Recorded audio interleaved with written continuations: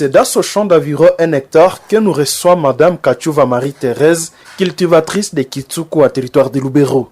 Cette sexagénaire mère de 10 enfants estime récolter environ 500 kg par saison et par champ d'environ 1 hectare, beaucoup mieux qu'au rendement qu'elle réalisait sur les mêmes étendues alors qu'elle était encore jeune.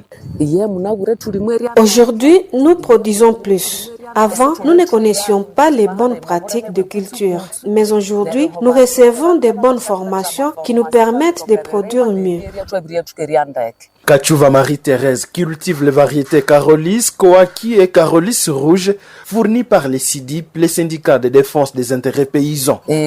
Comme dans ces champs, j'ai planté 400 kg de Carolis et j'attends récolter 4000 kg. Comme elle, ce co-villageois Kachuva Maye et les Jean-Louis a également adopté la variété Carolis après les échecs connus avec la variété Kinigi qui ne s'adaptait plus dans sa zone de production, la localité de Kitsuku. Grâce à cette culture, j'ai acheté un champ et par saison, avec mes récoltes, je peux gagner jusqu'à $1 500 américains. Ces histoires de succès sont une parfaite illustration des efforts consentis par des chercheurs dans la lutte contre la dégénérescence des variétés anciennes, souvent héritées de l'époque coloniale, selon le professeur Charles Valimundia, enseignant en sciences agronomiques de l'Université catholique de Graben, également directeur du Centre de recherche agronomique et vétérinaire de Graben, Seravej.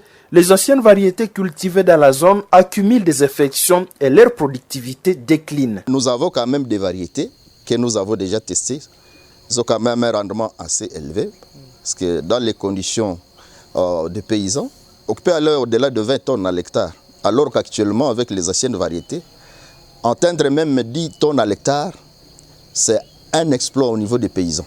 Par ailleurs, ajoutent les professeurs, l'amélioration de la production agricole ne repose pas uniquement sur la qualité des semences, même avec les semences de qualité, l'épuisement des terres freine la production. Nous avons utilisé nos sols pendant longtemps. Et quand nous récoltons, nous exportons des éléments minéraux prélevés dans les sols par nos récoltes. Mais nous ne remettons jamais ces éléments dans les sols. Alors, au cours du temps, nos sols s'appauvrissent. Pour les chercheurs du Seravej, la clé réside dans la combinaison entre semences améliorées, pratiques durables et fertilité restaurée.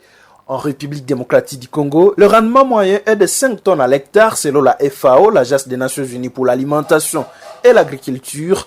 Toutefois, d'après le professeur Charles Valimundia, avec des semences de qualité et des intrants adaptés, on peut atteindre jusqu'à 40 tonnes à l'hectare comme en Europe.